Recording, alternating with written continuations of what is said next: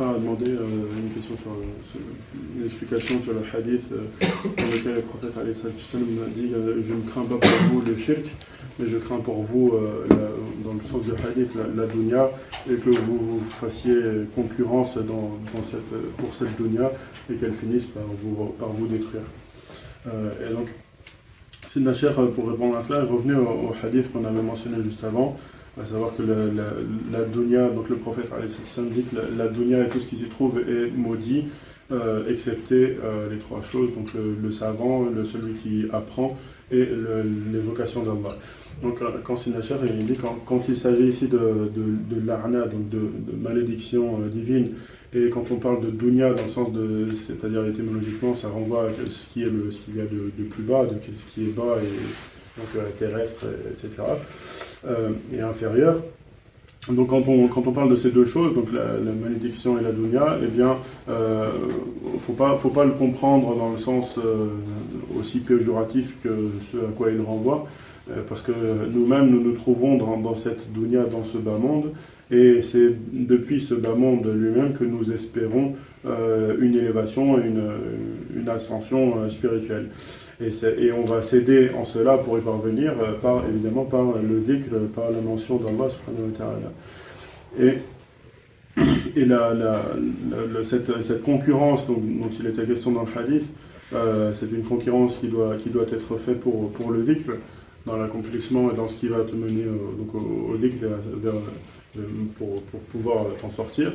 et pas dans le reste. Et pour illustrer cela, Sidna Cheikh nous mentionne un autre hadith dans lequel le prophète alayhi salatu wassalam nous dit travaille pour la dunya, pour ce bas monde, comme si tu vivais éternellement, et travaille pour l'au-delà comme si tu devais mourir demain. Et donc en fait, même si ton travail, c'est-à-dire tu dois travailler donc pour ce bas monde comme si tu vivais éternellement, donc te donner, c'est-à-dire dans le sens de te donner à fond, à 100% dans ce que tu fais au moment où tu le fais. Et donc il ne va pas s'agir donc de délaisser le travail pour se consacrer au dhikr à 100% uniquement, et ce qui ferait de nous rendrait pauvres et misérables, et du coup nous rendrait comme en état de nécessité pour les choses les plus basiques, les plus simples qui soient. Alors c'est pas ça non plus qui est voulu, mais si ton travail si ton travail est halal, c'est-à-dire si tu considères les choses du point de vue de l'ihsan, quand même,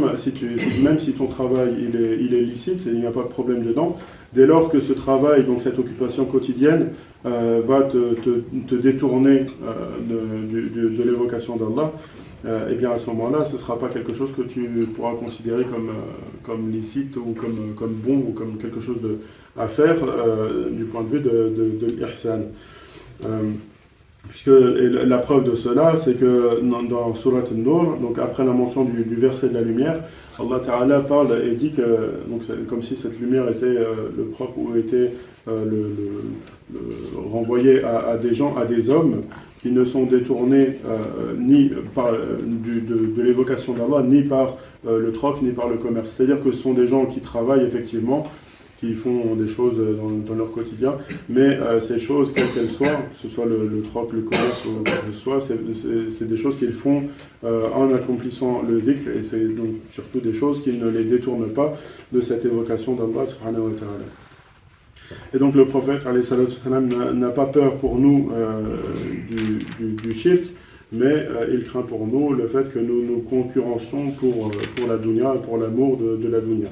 Et Sidna Cheikh disait qu'aujourd'hui, la plus grande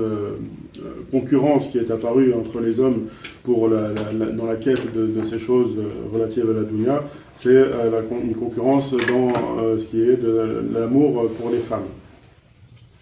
Mais évidemment, cette concurrence, elle est multiple et variée. Et donc, si ton travail est halal et licite, il n'y a pas de problème, et que ce travail en plus ne te prive pas d'entretenir ton lien, et ce lien que tu entretiens, que tu es censé entretenir avec Allah Ta'ala, et bien à ce moment-là, c'est quelque chose de bon, et c'est quelque chose au contraire dans lequel tu dois t'investir à 100%. Donc il ne s'agit pas non plus si tu n'es pas dans cet état-là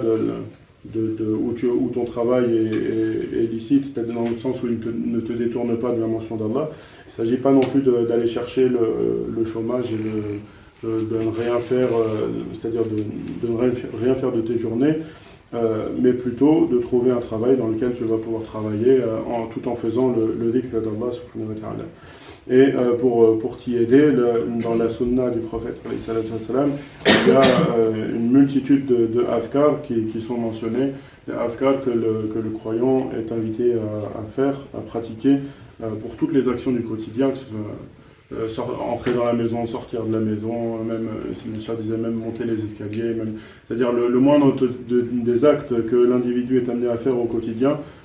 Il y a un dhikr spécifique qui est prévu dans la sunna pour cela, pour que du coup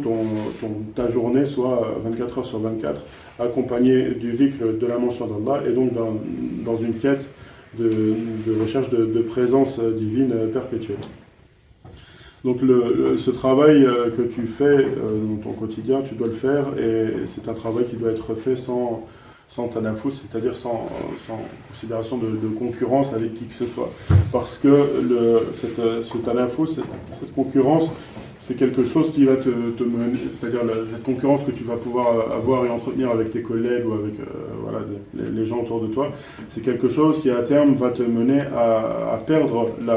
la foi que tu as ou la conscience du fait que c'est Allah qui est celui qui Al-Razzaq, celui qui pourvoit à ta subsistance.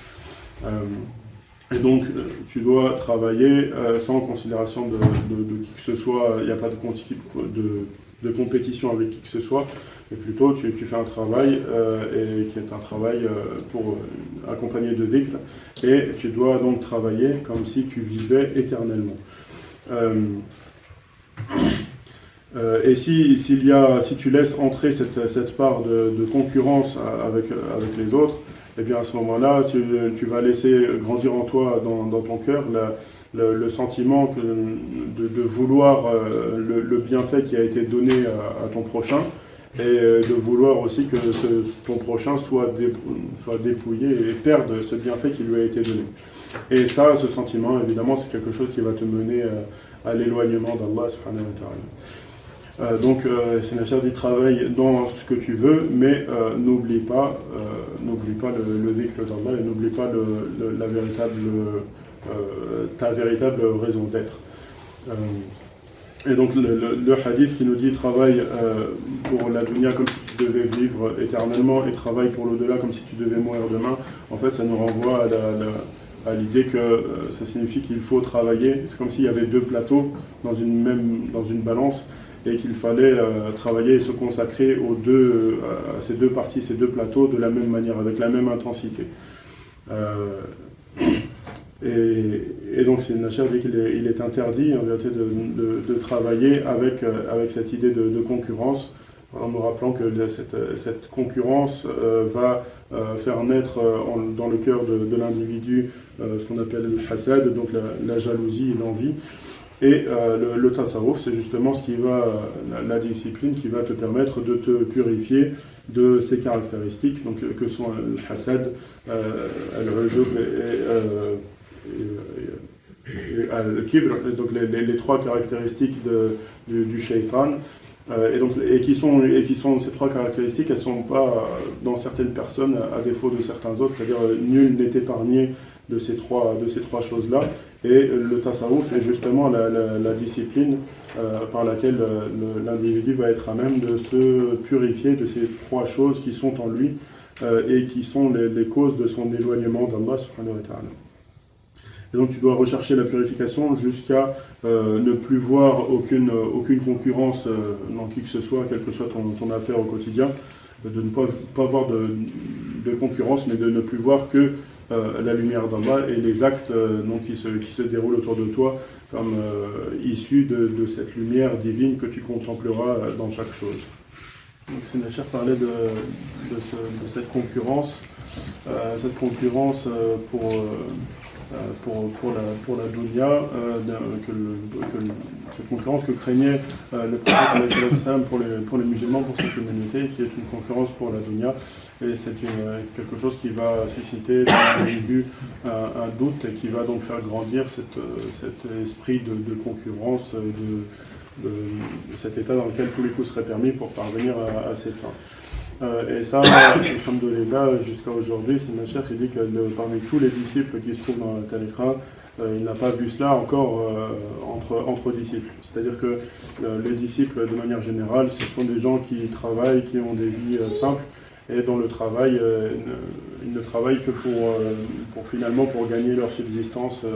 et de quoi vivre au quotidien, mais c'est pas ce qui va être le point central et le phare dans leur vie, pour les laisser s'adonner à cette concurrence qui les pousserait à se faire du mal les uns les autres. Aujourd'hui,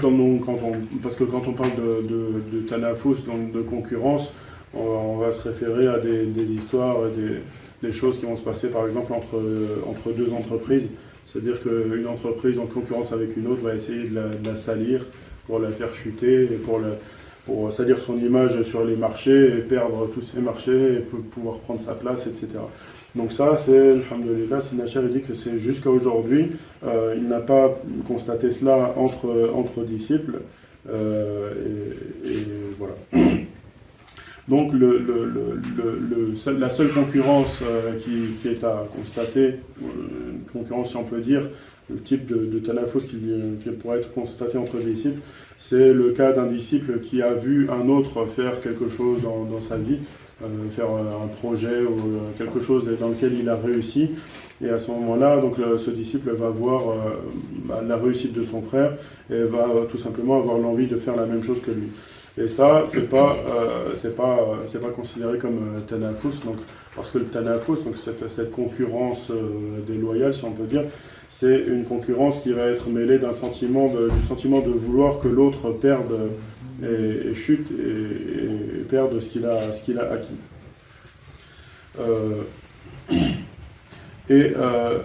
Lorsque ce qui va te protéger de cela, de tomber dans cet excès, dans cette recherche, dans cette concurrence,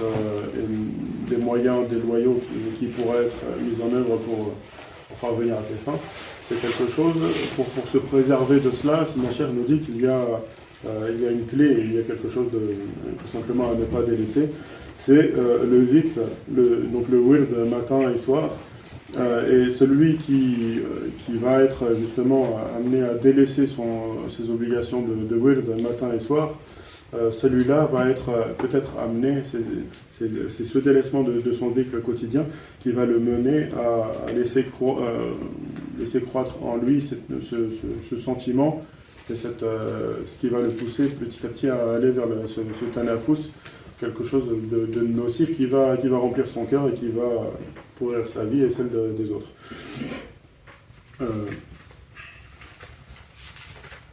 Donc, oui, la solution, Sina Cheikh nous dit que c'est de pratiquer le dhikr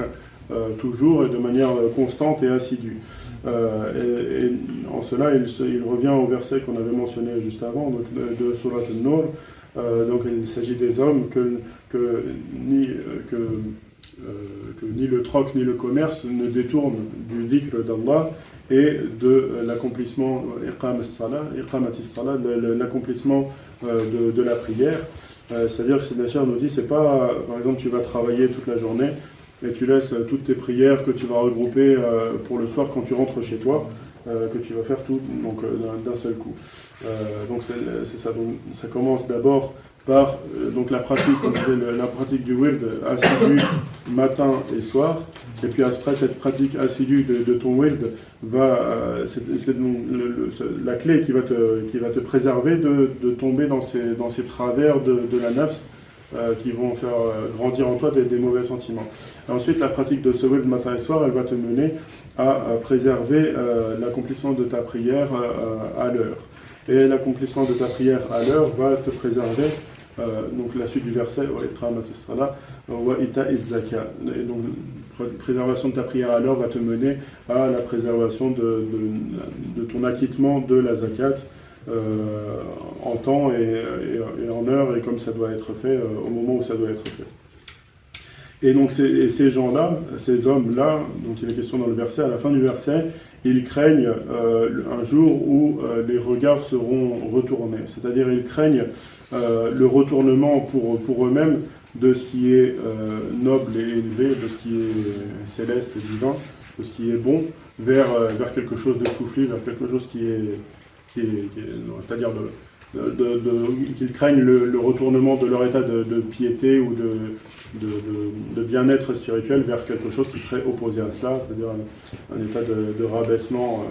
un état souffli. Voilà. Et donc la clé pour se préserver, pour être sûr de rester préservé de cela, de ce retournement de situation, eh bien, c'est la préservation, l'assiduité dans la pratique du wird le matin et le soir. Et comme on disait, donc cette pratique du wird le matin et le soir va mener à la préservation de la prière en son temps, qui va mener à la préservation de la zakat. Ensuite, Ibn Ashir parlait parce qu'il a évoqué tout à l'heure le tanafus, donc cette concurrence, mauvaise concurrence pour l'amour des femmes. Et donc ce serait le cas par exemple où un jeune homme voudrait se marier ou engager un mariage ou se fiancer avec une femme, et par exemple qu'il n'aurait pas eu connaissance du fait que cette femme avait déjà été fiancée à quelqu'un d'autre, et donc apprenant cela, il va se mettre en tête de doubler son frère et en faire donc un concurrent, et le doubler pour essayer de faire rater son affaire, et finalement se terminer par se marier et réussir à se marier avec cette femme qu'il convoitait. Et ça aussi également, alhamdoulilah, jusqu'à aujourd'hui, Sayyidina Cheikh n'a pas vu cela entre les fuqara. Entre les fuqara, donc les gens sont mariés avec une femme et ça leur suffit. Et ceux qui ne sont pas mariés, Allah leur donne une épouse. Et voilà, il termine. Mais c'est pas, donc il n'y a pas cette concurrence, n'est pas encore apparue entre les fuqara. Et pour revenir à l'époque donc des Sahaba, il y avait, après la Hijra, donc il y avait certains parmi l'Ansar qui étaient mariés à 2 épouses, et voyant donc leur frère arriver, frère croyant arriver de la Mecque, ils ont décidé donc de leur donner l'une de leurs 2 épouses. Et ça c'était où celui qui avait une fille, il donnait sa fille en mariage pour le muhajirin. Et ça c'était justement pour se préserver les uns les autres de cette mauvaise concurrence, et de cette concurrence pour la dunya et pour finalement ce qui est matériel, donc que ce soit les femmes ou l'argent, parce que cette concurrence pour ces choses-là, elle est évidemment nocive, et c'est pas quelque chose qui va mener à quoi que ce soit de bien. Et pour revenir donc au hadith qui a été précité, donc le prophète alayhi salatu wassalam dit, explicite vraiment de manière limpide, qu'il n'a pas peur pour sa communauté, il n'a pas peur, il ne craint pas le shirk, il ne craint pas l'associationnisme. Et donc de ce fait, à partir de ce hadith, il devient interdit à tout musulman d'accuser qui que ce soit parmi les musulmans de shirk. Parce qu'il se peut qu'une personne commette des erreurs ou soit dans l'erreur, mais il se peut qu'avec le temps, on ne sait pas, il se corrige, ou que quelqu'un de bien inspiré vienne lui expliquer les choses de manière convenable et avec sagesse, et à ce moment-là, il va se corriger, il va changer, et donc c'est inutile